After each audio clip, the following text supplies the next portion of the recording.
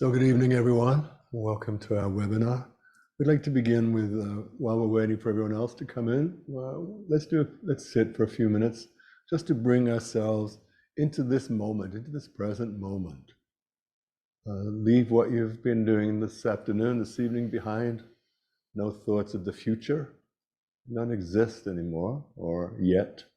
So just be in this moment, each moment as it arises.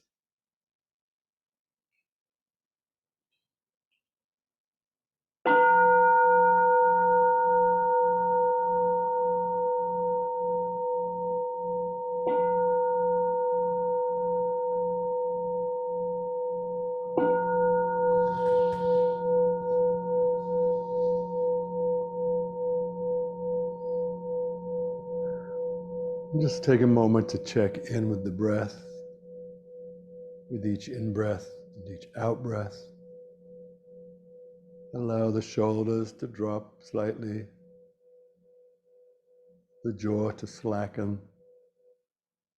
Notice where you're holding tension in the body, and just soften.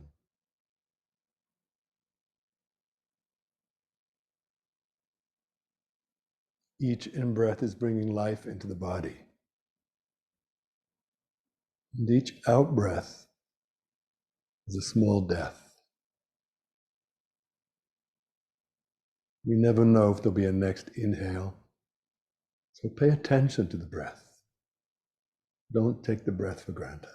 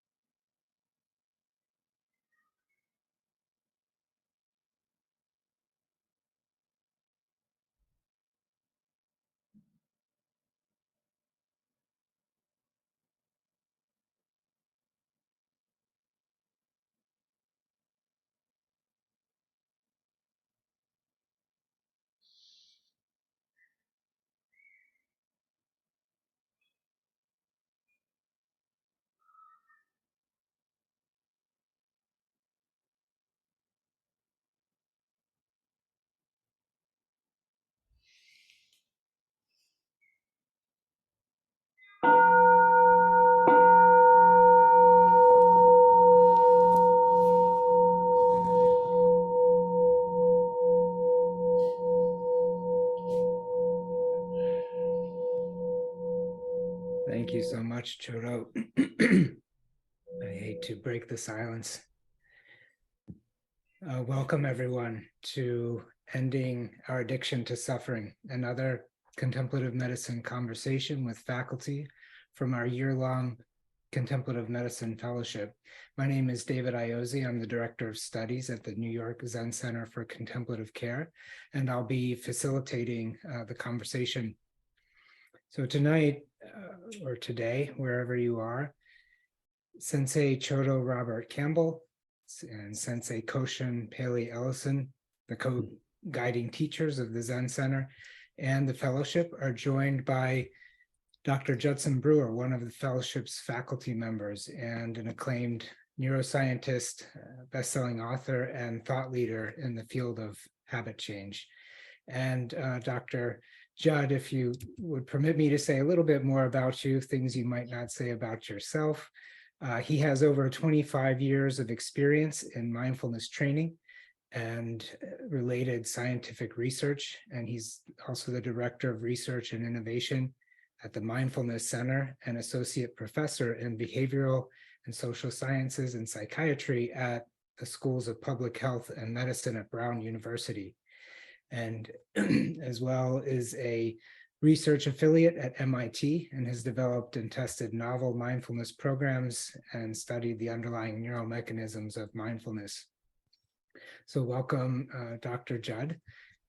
We're always delighted to have you, and our fellows are always excited to be with you when we're in session with you. So very briefly about the format for the evening, and then I'll turn it over. The first part of the event will be a free-ranging conversation between the three of them. I won't be asking questions as I might for a panel format. In fact, I'll disappear from the screen and rejoin later on for the Q&A portion of the webinar. Please share any questions you have using the Zoom Q&A feature. We'll be monitoring those, and I'll pass those questions along when we get to the Q&A portion of the event. So Dr. Brewer, Chodo, Koshin, welcome. And maybe I'll kick you off with a question, a broad question about what is being talked about here, addiction to suffering.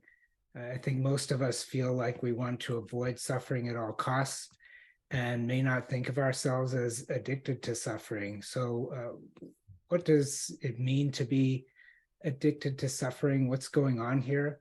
What's the alternative? And maybe put another way, what's the contemplative medicine for ending our addiction to suffering?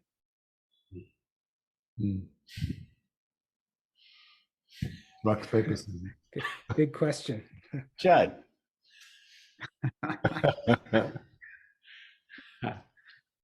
I think we can look at this from many perspectives. You know, probably helpful to start with the human perspective. So I'd love to, you know, hear how you all approach this not just a concept, but the direct experience of suffering and how we get stuck in cycles of suffering. You know, we could certainly start with some of the Buddhist psychology, you know, that gives a framework for how this suffering begins and is perpetuated, and certainly can pepper in some of the neuroscience that fits with that. But, you know, maybe we can start with direct experience. Like, how do we know we're suffering?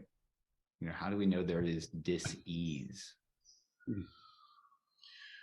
Well, for me, you know, one of the things that always is clear is, you know, I've been thinking a lot about the expression in Buddhism of tanha, the teachings of thirst, and that the three different aspects of that the Buddha taught about how we're constantly pushing away things that we don't want and kind of pulling into this kind of insatiable desire for experiences that we do want. And just those two alone, I feel that I know in my own life, have been true sources of suffering, even both inside of myself, like wishing this siren wasn't happening, you know, and yet it is. And having this idea, even from this fresh moment, of that it would be better to not have a siren, and then I can remember that's just my wanting it to be a certain way. Mm-hmm. And how do I actually come back to my breath and realize, wow, how wonderful that we live in a world where there are ambulances, that people are coming to help. And so when I think about the addiction to suffering, it's just about how I can keep kind of almost having the same response to the same stimulus. And to keep thinking, like every time I hear a siren, it's like, oh, it drives me crazy, or it's, so it's, to me, that's the addiction to suffering, is like not catching the response, or mostly the reaction, in our reactivity and my reactivity. And so for me, that really plays into both how I am inside of myself in my interpersonal relationships. Like this, someone will do the same thing and I have the same reaction to it as if it's happening again for the first time, as opposed to like, wow, I could do something different here. And then also thinking, you know, myself as a clinician, and how do I actually really focus on how do I attend to the suffering outside and realizing that it's not outside. It's actually how I think about Maya Angelou and how she was so clear about people are not going to remember what you did to them, but how you made them feel. So if I can get really caught up and anxious about what I'm going to do for you, I'm going to miss the opportunity to actually just be with you and attend you. Yeah. Well, I'm an expert in my own addiction to suffering. I'm the one that says, I don't know what to do. I don't know how to do it. The world is a tough place to be. I'll never get this right. No one's interested in what I have to say anyway. And so then I perpetuate this suffering by going into this dark place of depression. It's like, why do I do? And it's like, constantly, why do I do this to myself? And after many years of therapy, I still do it to myself. Koshin constantly reminds me, that's an old story, Chodo. It's an old story. And I know all that intellectually. I know all that. I know exactly what's going on. And yet, on a deep emotional level, I can't get out of that idea that I need to suffer. In suffering there, I can feel something when I'm suffering. It's not to say it's the most healthy thing, but that's what I can feel. The First Noble Truth, the Pali word for is dukkha, suffering. In life there is suffering. You often hear life is suffering. I go for that one, but actually the translation usually is in life there is suffering. And the picture of that is the cart with the broken wheel, the broken axle, right? So the cart's going along, and then suddenly it's a ka-chum. When it gets to that part of the axle, ka-chum, up again, ka-chum. And so for me, I become the axle and the cart. So my life can be going along like this, and back up. But there's this constant sinking in the constant is the axle breaking, is broken. Am I addicted to suffering? I'm not sure if it's an addiction or if it's just the way I'm wired. But I do know that it's really comfortable sometimes just to stay in that, to stay there, to stay in that I'm not good enough. And eventually I end up kind of curled up in a ball of suffering. And that's my Sounds like an addiction. Sounds like an addiction, sure. Get curious about that. Says a cat. Yeah, says the cat. Curious. So yeah, that's my deal with suffering. I wish it weren't, but actually, when I say wish it weren't, then it's just maybe I'm not wishing hard enough. But I wish it weren't that way, and that's my relationship is very close to suffering. Yeah. Well, you're highlighting several things that remind me of the survival mechanisms that we as beings and most beings that have sense organs are wired for, which is the survival. So when there's nutrients, down to the single-celled organism, it's wired to move toward nutrient, and when there's toxin, it's wired to move away from it. Even protozoa, amoeba, single-cell organisms, and humans, we behave much the same way. When there's something pleasant, we want more of it, and it comes from those survival mechanisms that say, hey, this could be help me with survival, food, more food, or this could be danger. Let me get away from that. And so that piece of moving away becomes very ingrained, where we can talk about addiction, the simple definition being continued use despite adverse consequences. But I think of that along a spectrum of this learning, the survival mechanism that helps us learn to find nutrient and avoid danger. Yet when we get locked into these habits, when they become unhealthy, continued use despite adverse consequences, they roll up into the addiction piece. And so, Choda, you mentioned this oh, it's an old story, yet and I know that intellectually, right? It reminds me also of this saying, the feeling body is much stronger than the thinking brain. And so we can know that something's not good for us. We can know that we're addicted to something or addicted to our own storyline. Yet that comfort, and I like the way you put that, it feels familiar, it feels comfortable. Well, that's our brain saying, hey, I'd rather, that's the devil that I know versus the devil that I don't know. Our brains don't like things that are different because they don't know if that's danger out there or not. And so you're even highlighting some of those ancient survival mechanisms that can kind of go slightly askew, in that way, where it's like, this is just our brain, this is just our body wired to help us survive. And in modern day, when we have a plethora of things that we can refine, whether it's a substance or an experience to keep tickling us with that pleasure, that can keep us wanting more and more and more. And then when there's discomfort, our brain says, well, why don't you just do something pleasant, as compared to, hey, why don't you sit with this and see that this is part of life? Those are very different paths. So I'm curious, how that sits with you. Me personally, Chodo? Well, the one thing that I do when I'm in that place of I'm the one that's suffering and I'm not going to get out of the suffering, because it actually sometimes it feels okay. It feels good because, as I said, it's familiar. And yet I know that it's not so much not healthy. It's not a productive place to be. Mm-hmm. So for me, I have to go to the cushion. Mm-hmm. And this is where, when I'm on the cushion, when I'm in meditation, I can feel it in my body, and I know where it is in my body with this particular piece of it, whether it's fear, whether it's sadness that I want to hold on to. I know where it lives in my body, and that's where I breathe into.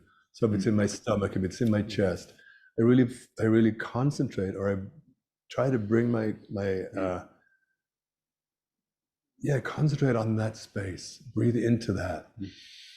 It's not particularly Zen, but it's for me, it's a real kind of, I need to be in touch with my body. It's not about letting body mind drop away into emptiness. It's about really identifying, Chodo, where is this living? If I can breathe into that space, it dissipates, the fear, the anger, whatever it is, dissipates enough for me to realize, Chodo, you're in it again. You're there. And it's not to make it wrong. It's not to vilify. It's just, this is what I got. This is what I got in my life. This is part of my makeup. This is where I am right now. And it's, at 70, it's probably not going to dissipate too much, maybe. I don't know. If I live for another 20 years, maybe. But right now, it's where I'm at. It's where I'm at with my addiction to,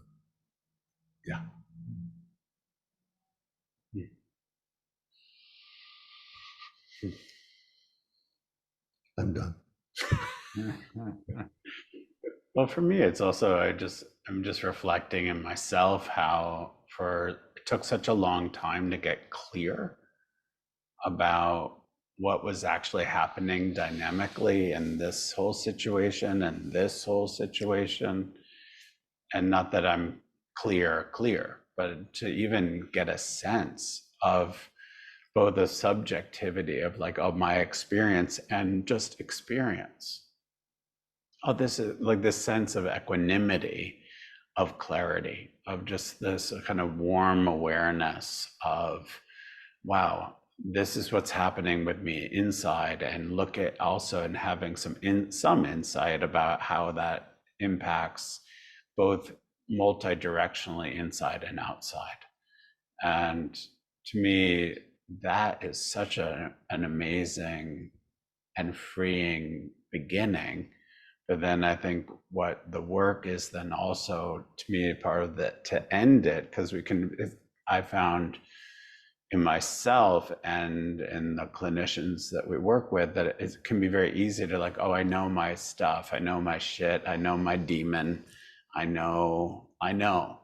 We can kind of stop in the insight and the clarity and kind of hang out there. And I think, to me, what's so beautiful about community and relationships is that we can, offer each other the courage to actually do, to act, to, a friend of ours sent us this beautiful scroll that says, no words, action, so it's just, to me, it's also like, and that's what compassion is. So that movement from clarity into this kind of courageous compassion, into like what we fear, let's try something new. Well, I'm wondering, so this compassionate action piece, I think you both are, what I'm hearing from both of you is a lot of practice and awareness. And so I'm thinking for folks who might say, well, great, here two very practiced Zen practitioners, like, how does this work, in quote unquote real life? So I'm just thinking about, in my patients in my clinic who get referred to me, say, for anxiety, or addiction, even, they don't know how their mind works on a very, not that they need to know, down to the synapse of where, what the addiction pathways are, but they don't even, and I would say it's not just the patients in my clinic. I would say they're just representative, probably, of all of us, dare I say, and I can speak from my own experience, I certainly didn't know how my own mind worked in medical school or residency. And, shock of all shocks, residency didn't enlighten me in terms of how my mind worked. I certainly learned a lot about how to prescribe medications, yet medications are not the end all be all for everyone. It's actually only about 1 in 5 people that show a significant response to medications for anxiety. And so, I've been really exploring just the simplest mapping of the mind with my patients when their first intake visit with me around, the habitual nature of mind. And I think anxiety is an interesting example of this because, one, I've never met anyone that hasn't experienced anxiety. And two, I had no idea, I never learned in medical school that we could actually get basically addicted to anxiety, where it can be reinforced like a habit.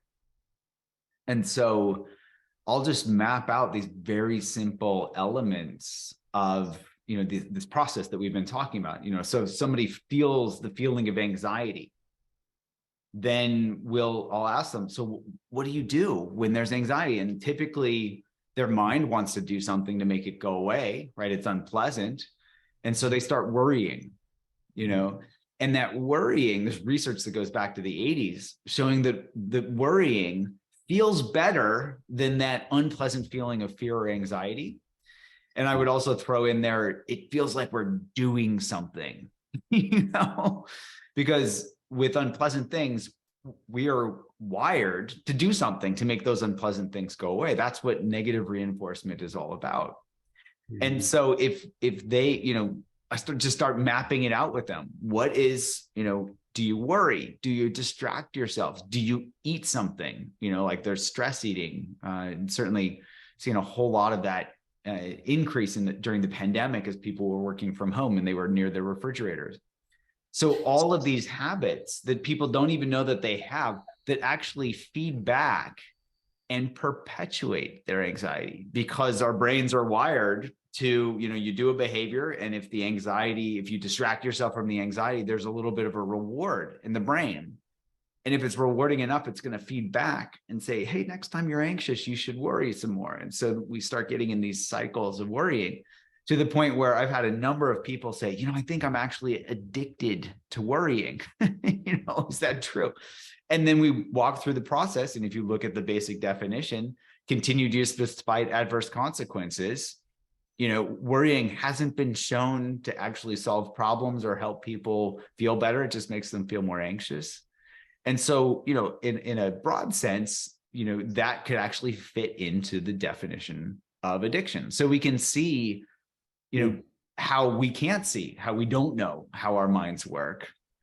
And even that basic glimpse, you both are talking about awareness, that basic glimpse when we can start to help people just wake up to the fact that I call them habit loops, wake up to the fact that they're in a habit loop, already puts their mind at ease a little bit, because they now know what the process is. Whereas before they had no idea, their mind was like this black box, just, jerking them around. So that's often where I start, is just, let's map this out.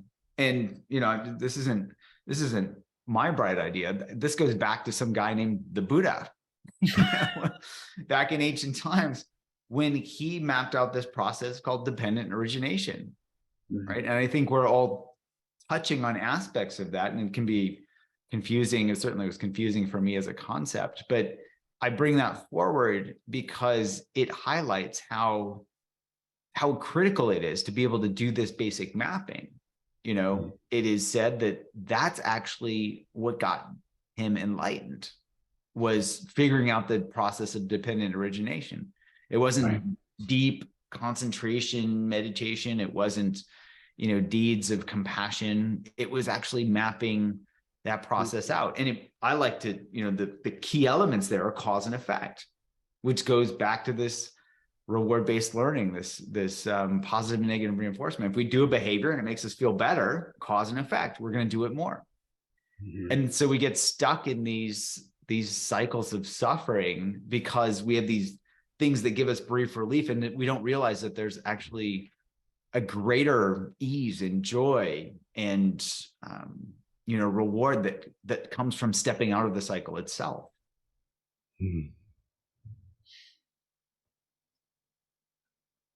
I'm going to go out on a limb here. Suffering gets 100% bad rap, usually. But for me, suffering, of course, suffering got me onto the path of the Dharma eventually. But, it's the experience of suffering in so many areas of my life, addiction, very, very dangerous situation that I put myself in as an addict, and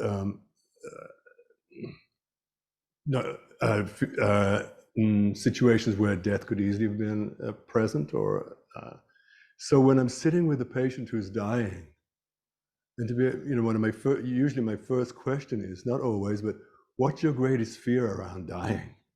If they're suffering, existential suffering, what's your greatest fear?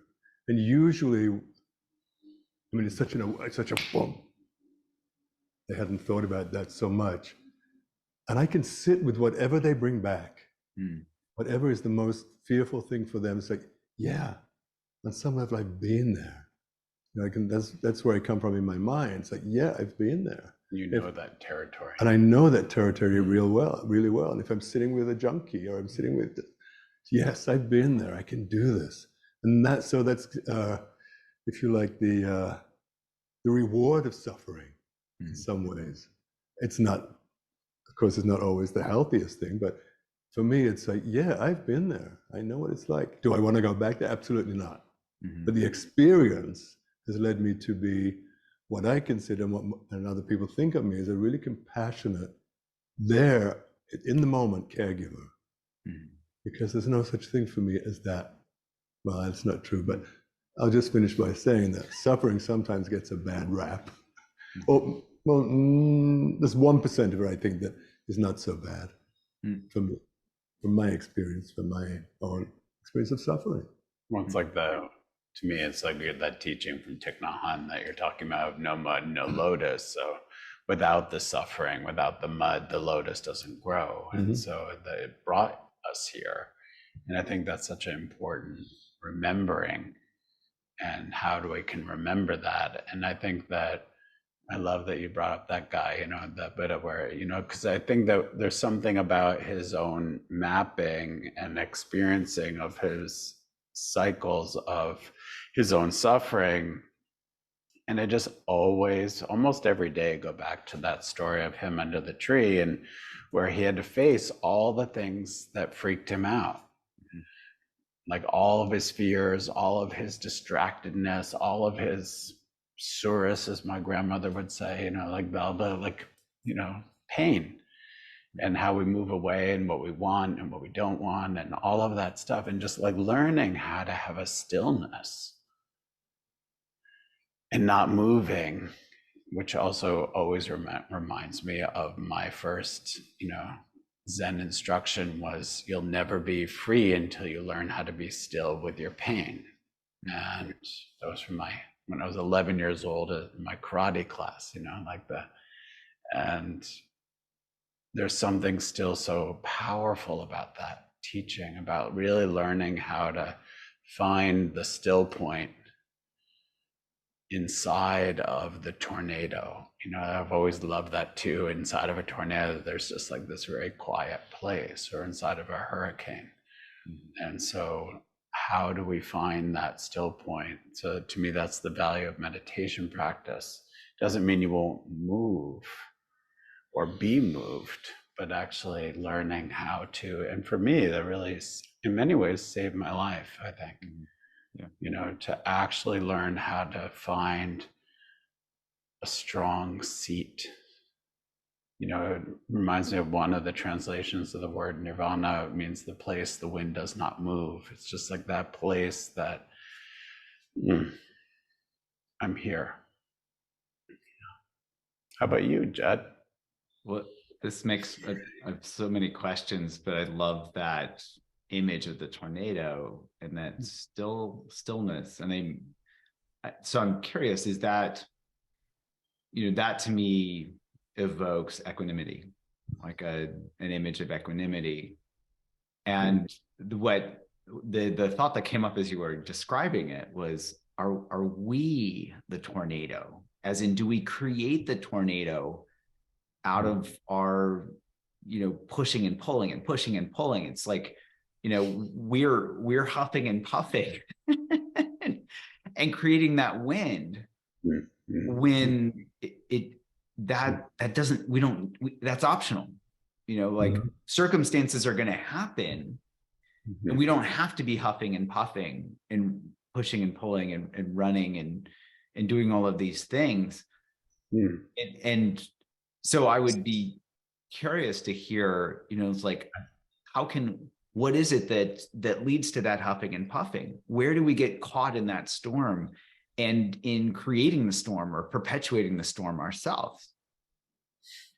Well, I always go back to children's stories. And so for me, you kind of brought back to me the Three Little Pigs and thinking about the huffing and puffing until they blow the house down. And that's the wolf. No, I know, but the pig was the one who one of them built a house of brick, like strong foundation. And the other ones, of course, got blown away. And when we can build a strong foundation, one of the things I loved about that, the wolf couldn't do it. He couldn't blow the house down because it had such a strong foundation.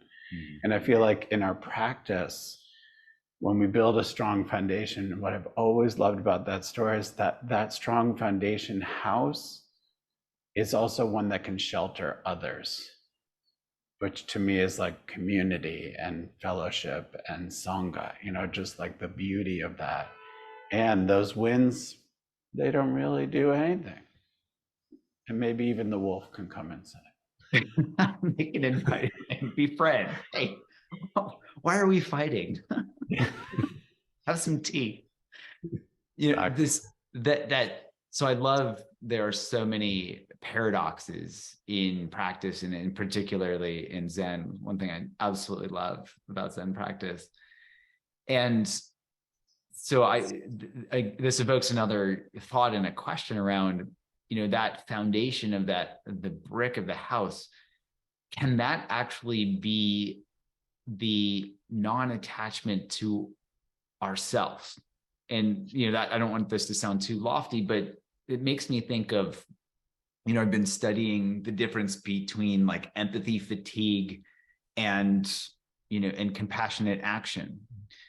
And what we've been finding is, and I think this is something we can all explore from our own experience, is when we get caught in that story, whether it's our patient's story, our patient's suffering, we catch that through emotional contagion. With my patients, if they're anxious when they walk in the door, and I empathize, in the sense where I put myself in their shoes, now suddenly I'm anxious. And then we're both anxious. We're having an anxiety party. That's not helpful for either of us.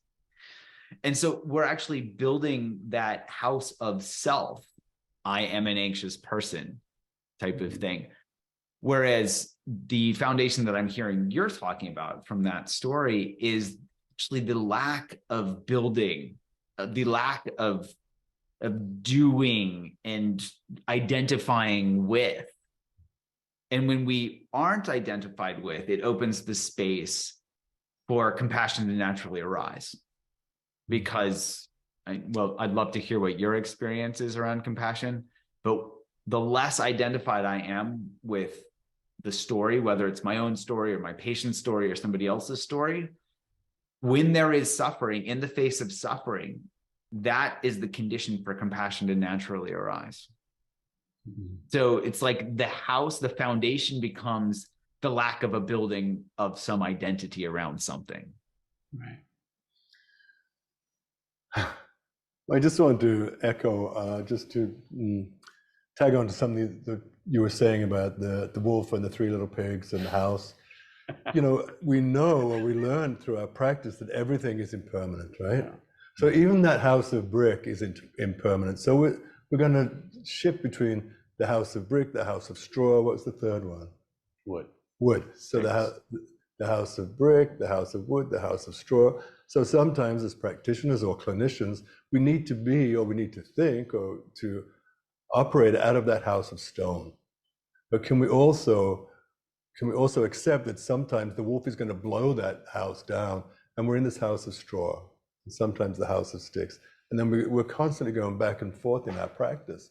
And is it okay to accept that this foundation is going to at some point crumble? Yeah. And it may be for one visit with a patient, it may be for 1.5 hour of sitting zazen, it may be for one visit with a student. Could sit in there like, boom, yes, I got this. Then suddenly the student comes in and like, shh, you're blown down. And then how do you come back to equilibrium? So I'm always going to be the one that comes back at Koshin with, no, how about this one? So unbelievable. He sees the glass half full. I'm the one with half empty, but sometimes goes it's a little bit full. But really that we can't always just think that we're going to stay in that house of brick just because we've got these solid foundations. That's in itself is Well, and to thoroughly use up this analogy even more, what this elicits from me is like, if the house gets blown down, the straw, the wood, the whatever, if we sit there and cry about the house getting blown down, if we're identified with, oh, but the house was supposed to be strong, right? And that could be, as a physician, it could be like, well, but my patient's supposed to be doing better because I was supposed to be helping them, or this shouldn't have gone this way, or all these shoulds. If we sit there and cry, that's when the wolf is like, aren't you supposed to be running? Because I'm going to eat you now. Right. Now it's dinner time. Right. And they're so busy getting caught up in themselves, or we get caught up in ourselves, that, we don't realize that the wolf's like, this is way too easy for me, because you're so lost in your story. Right. What would you say? Who would you say the wolf is in our situation, say with a physician or with a practitioner? Who is the wolf in any given moment? Let's stretch this analogy just a little. Yeah. So, I would say, well, one wolf could be, there may be many. One wolf could be all of those fears that paralyze us. Right. And impermanence itself, like that we won't continue to live, and that the house will be burned down or blown down. And, it makes me think of the compassionate response. I've just been thinking so much, as we do here at the Zen Center, about physicians and nurse practitioners and physician assistants, and the house is blown down. and for many of them, and how, in the next 5 years, 47% of them plan to leave the profession. It's unprecedented. And so like that's a signal that the house is, blown down and people are looking to go elsewhere, because it has been felt like that the choices that we hear from our fellows is like, well, suicide and divorce and drug and alcohol addiction are sort of the options. And so there's not a lot of possibilities. And I'm thinking about one of our fellows who came into the interview and was just saying, like, I'm crawling in here. So it's like the house is blown down and they're crawling in there, and they're like, that's the most compassionate thing I can do, actually, is crawl, because that's what I'm capable of doing. Yeah. And I know I need to actually turn the wheel in a different way, which was so beautiful. And I don't know how to do it myself. Yeah. And I know I need to do it with others. So just in the interest of time, one thing I want to highlight here is this is just like my patients who they're constantly running from their anxiety or constantly running from their addiction. We're constantly running from our own suffering and get addicted to that running. We get tired out, and we're so tired that we don't know anything else to do, because we're like, well, I just run. So I just want to highlight and kind of double click on what you're saying here, which is, so many of us go into the helping professions in all of our capacities because this is what we're drawn to, and this is what just really moves us. And so it's a real shame to see people say, well, I'm going to go somewhere else because it's going to be better. Well, suffering follows us. The wolf is going to, I got the scent of the pig, I'm going to keep following. And so this is where, if we don't sit down and learn and face it, we're going to just be running our entire lives and then say, wow, I left the medical profession, this thing that I was so drawn to and passionate about. And, maybe I don't have that type of suffering, but I have this type of suffering. And on top of that, I'm now missing something that I dearly love and I trained my entire life to do. So I just want to, for anybody listening, I just want to say, there is hope. And it starts with learning how our minds work and then tapping into these same mechanisms that get us stuck in these cycles to step out of them. Right. And so we can learn that instead of running, it's painful, it's tiring, it's exhausting, we get burnt out. What happens when what's that saying? The only way out is through. When we turn toward and learn, like you both were talking about, when we sit with and learn to be with suffering, we realize that suffering is not the problem. And it's just our habitual reactions that we just happen to have learned, but Exactly. we can unlearn them. So I just want to say that and put in a plug for training in curiosity and kindness. Mm-hmm.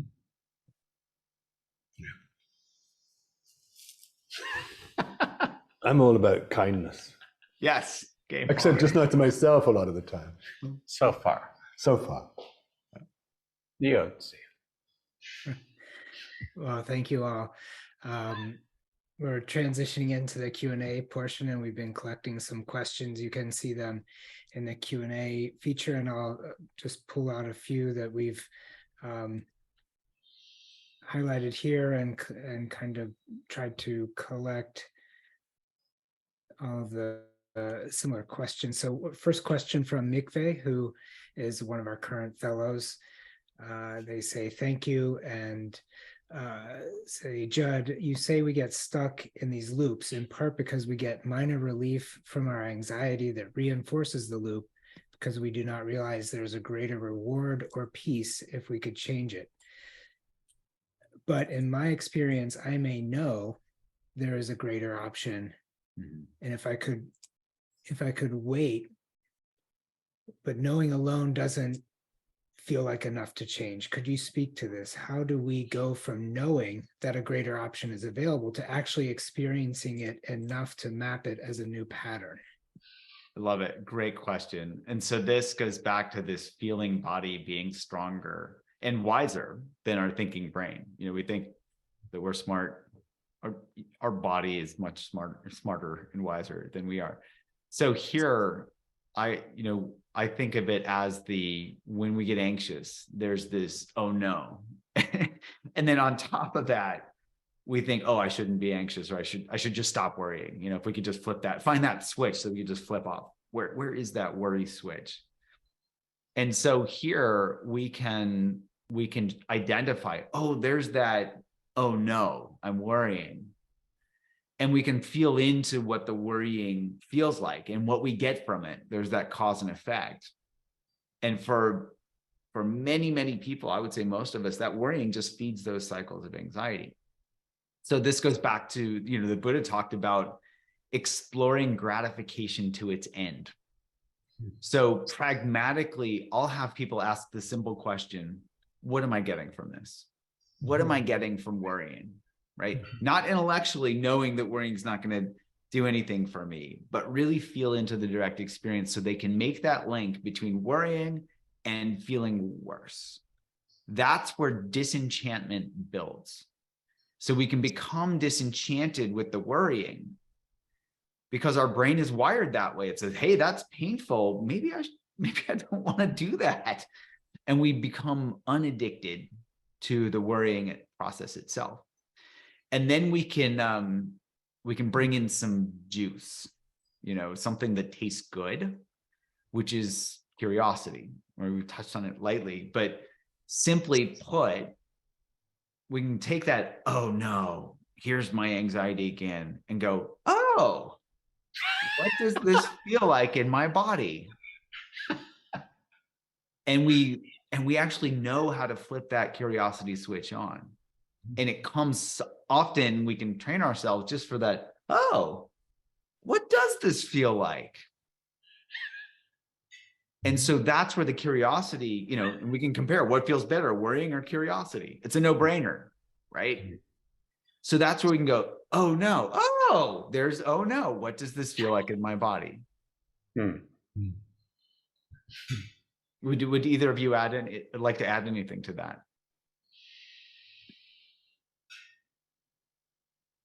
Yeah, I was actually just talking to someone today and I was saying, oh, where is your breath? And they were saying, oh, it's up here. And I was like, well, how does that feel? And they're like, tight, uncomfortable, terrible. Okay. And if you bring your breath down here into your, what we call your hara, and soft belly, and they tried that, put their hand there. I was like, well, how does that feel? And I said, like, feels really nice. Oh. And so I think it's so amazing to me. It's like meditation instruction itself. It's so simple. It takes that remembering to be curious, I love what you're saying. Oh, I'm up here. I'm like strangling myself with my breath and I know what this feels like, and actually to trust our experience more than some idea or some memory. Yeah. Yeah, I'll contradict you now. It's Oh. okay. Anything, why don't you do something new? Well, I tend to breathe from here too, and that's when I find my breath is here. I don't find it all the way down here. Exactly. My point. And if someone were to come to me and say, well, I breathe here, I'm not going to say, how does that feel? And hopefully to get a response like, oh, it's awful, I want to be, and then try to push them down to breathing into the hara. If this is comfortable here, and this is just me going out on a limb again, if this is comfortable here, why not stay there and try? Imagine the breath going down to the hara, but don't beat yourself up if it doesn't. I ask people to visualize, yes, you breathe from here. Can you visualize going down to here? But this is where you where you breathe naturally, as I do. But that's okay. Now, maybe that's right, maybe that's wrong. That's my own experience of how I breathe. And I don't want you to breathe the same way I do. I just want you to be comfortable with how you breathe, right? Sorry. Right. Rude. Judd's like stultified. He's like, what are they talking about? Next question.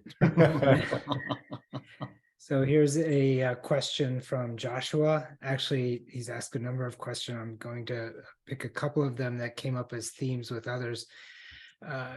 Joshua writes, I raised the question of socioeconomic disparity and systemic racism. When we talk of suffering, isn't there a danger of focusing on the individual suffering, often forgetting the way in which collective suffering informs suffering in a radical way? How do we remember that which is often left unsaid? And his related, I think, question of, can you explore the role of witnessing the suffering of the other and the ethical dimensions of responding to the suffering of others?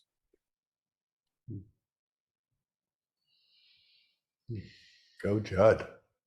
Well, I would just start by saying, I don't see those as separate. And if we get caught up in our own story, whatever that is, that's where we lose sight of suffering. So I don't see those as separate. And so from an ethical dimension,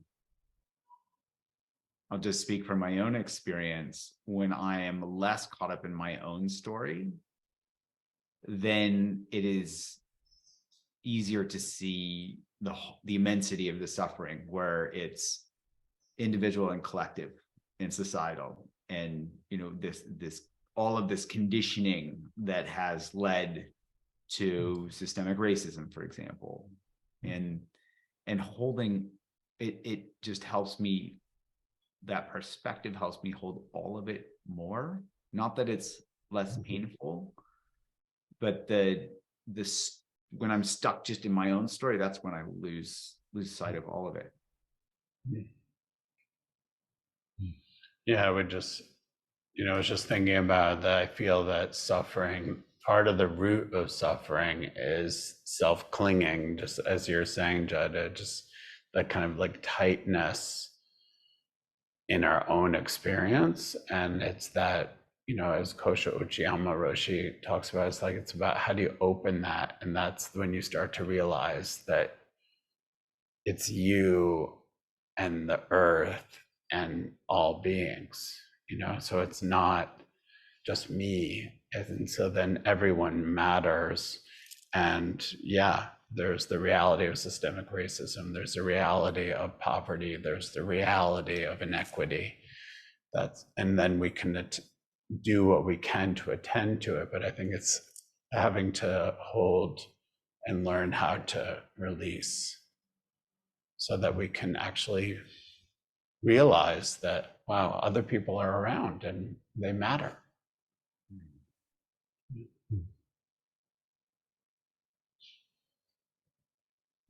Thank you. Isabel writes, thank you. And how do you deal with compassion fatigue and vicarious trauma? And there were a number of other related questions from clinicians and healthcare practitioners about what we often talk about in the fellowship of this challenge of having entered the field to turn towards suffering and often finding ourselves either turning away from it, disconnecting, or empathizing so much with it that we burn out. Yeah. This is so common that one of my postdoctoral fellows, Dr. Leah Antico, and I put together a very short kind of primer course on how to recognize and see the difference between, I think of it as empathy fatigue, the terms aren't as important as the experience, versus compassionate action. And so we actually, in collaboration with ShareCare, just launched a free app for anybody to be able to, especially clinicians, to be able to access this 7-part course. But the distillation of that, you don't have to download the app and go through the course, but the distillation is that it starts with the identification and just knowing that there is a difference. And the one-liner there is that when we take suffering personally, that's where the fatigue and the burnout comes.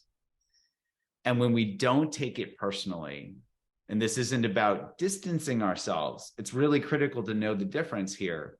Distancing is that kind of that near enemy of equanimity, where we're indifferent, but we're actually creating a duality there. We're distant. This is about not getting caught up in the story. And when we're not caught in the story, that's when compassion can arise and actually is energizing.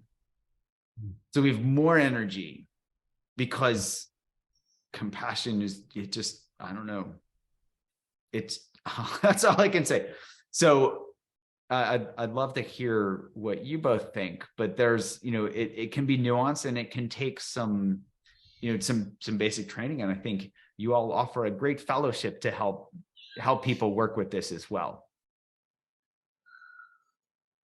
One of the very first things I learned as a chaplain and then as a care partner, being with the dying, which is primarily where I work at, is that I'm companioning you as you're approaching your death.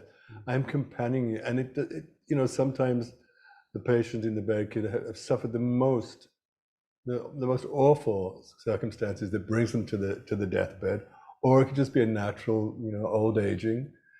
But to be able to sit, be empathic, to listen to the stories, to be there, as I said, to companion, but to know that that's your story and it's not mine. But it's not about distancing myself. It's about being fully present to what's happening for you, noticing what's coming up for me, what's being triggered, my own fears around death, if I have those, or, my own story, but to be able to drop that and be fully present again with the person that's in the bed. And I find it to be a great, great, great education for myself to notice what's happening in me when I'm with a person that is actively dying, whether it's in the most horrendous circumstances or the most beautiful circumstances.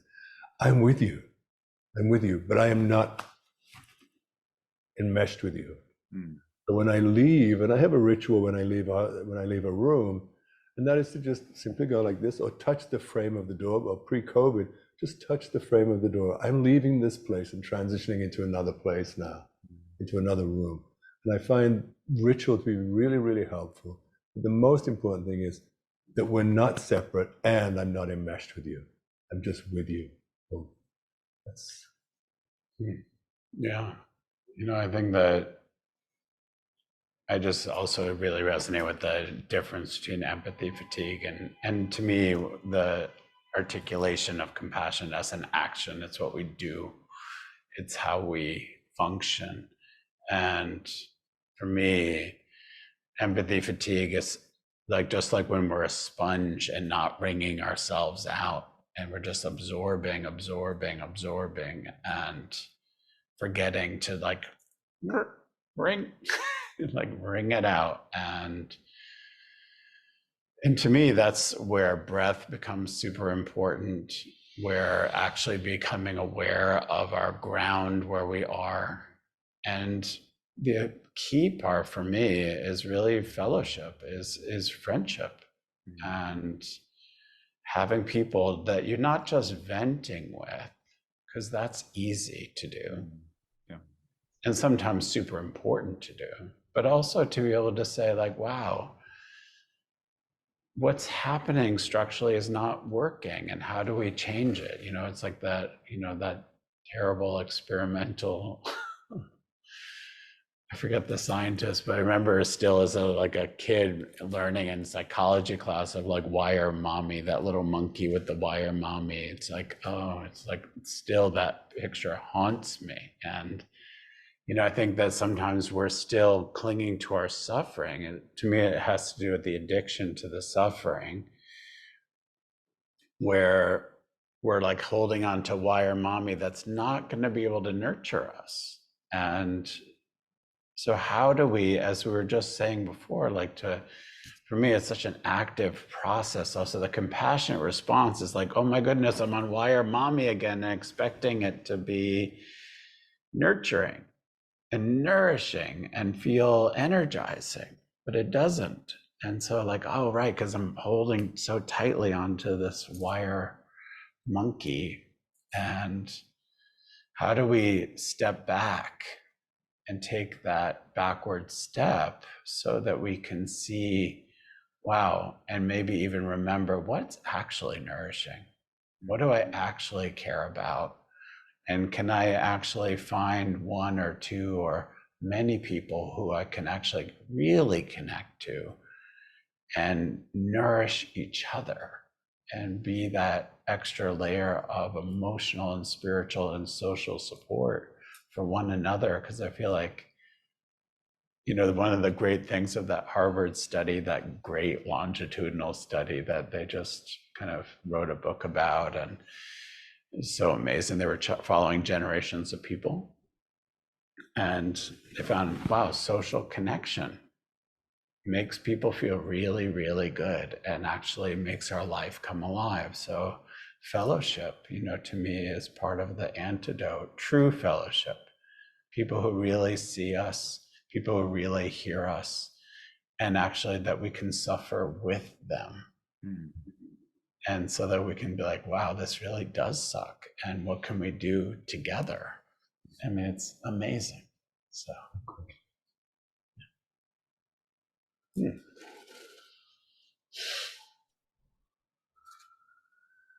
Thank you. We're at time here. We have many questions that we were not able to get to, and we apologize for that. But I do want to save just a few moments here at the end for the three of you to share any closing comments, and then I'd like to just share a few brief announcements about how to learn more and how to access the recording and continue this exploration.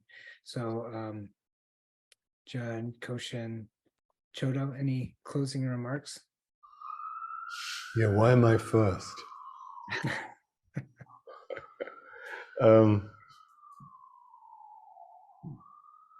Yeah, for me, I'd like to think there is an end to suffering, and that's the path for us. The eightfold path. There is an end to suffering. Perhaps. And what I mean by that is, it's a constant journey. It's a journey that just doesn't end for me anyway. It's like boom, boom, boom, boom, and I take it on at full speed. I can look at my own suffering and say, yeah, as I said earlier, in my body, in my world, around me, I can look at it, not back away from it. Yeah, do I think it will ever end? I don't know. Maybe in my life, my life is not about ending suffering, but it's about walking that path or running that path towards suffering. I think, as Judd mentioned, it's not about running away from it, it's about going through it. So yeah, can I enter that cave?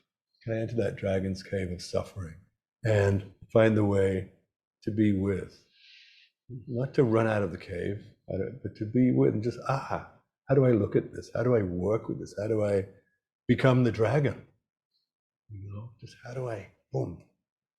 So, yeah, that's my closing words.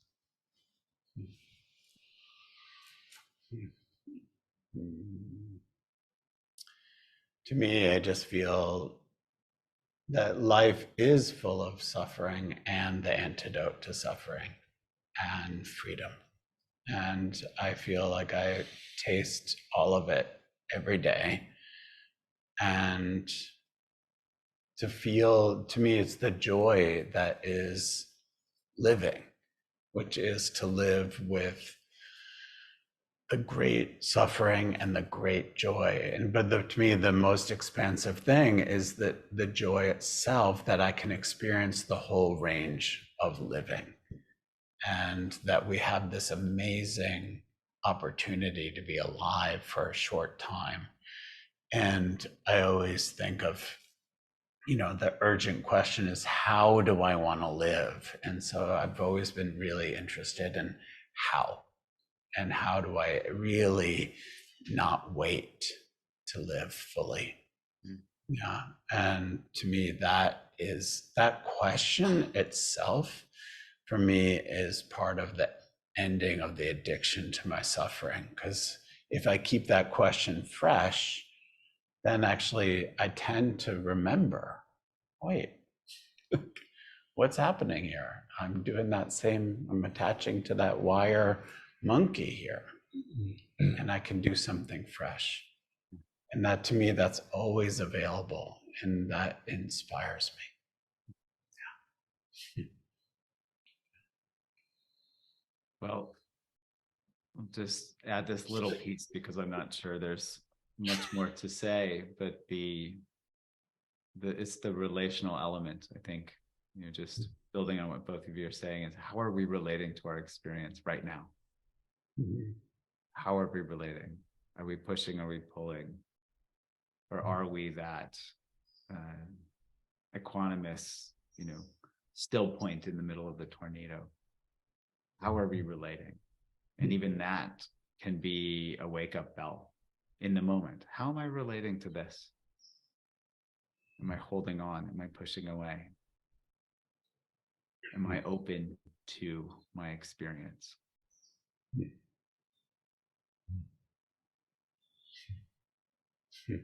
Thank you so much, Judd. Judd, it's like I feel like we're just practicing what we're talking about and just being together.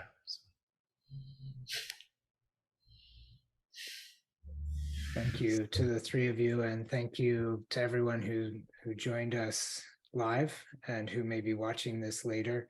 We will send a recording to everyone who registered, and we encourage you to share that and invite you to share it with colleagues and friends who may not have been able to join us here live.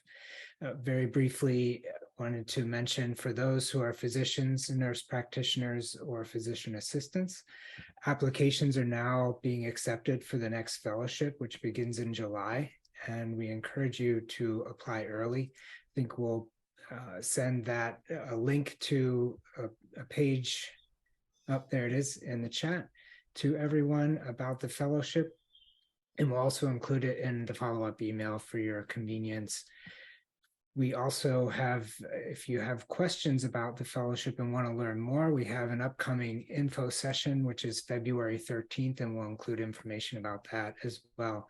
If you are not one of those clinicians, you're a healthcare professional of another type, or anyone who's interested in exploring the relationship between spiritual practice, living an integrated life, and caring for self and others, please check out our Foundations in Contemplative Care program. It's a 9-month program open to anyone. There's also an info session coming up for that, which is February 27th.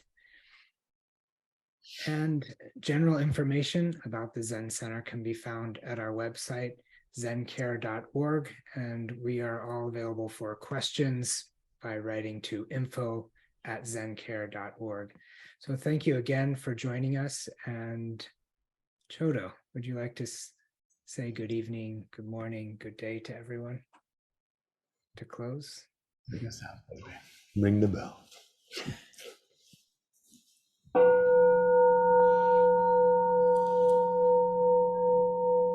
Let me respectfully remind you, life and death are of supreme importance. Time swiftly passes by and opportunities are lost. On this night, the days of our life are decreased by one.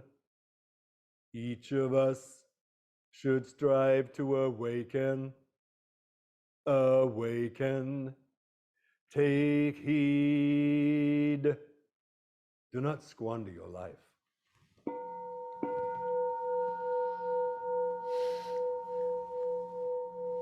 Thank you, Utsi, Chodo, Judd. Judd, thank you. So awesome to be together. And good night and be well, everyone. Good night, everybody. Good to see you. Good night. Good night. Say good night. Good night, Grace. Say good night, Grace. Good night, Grace.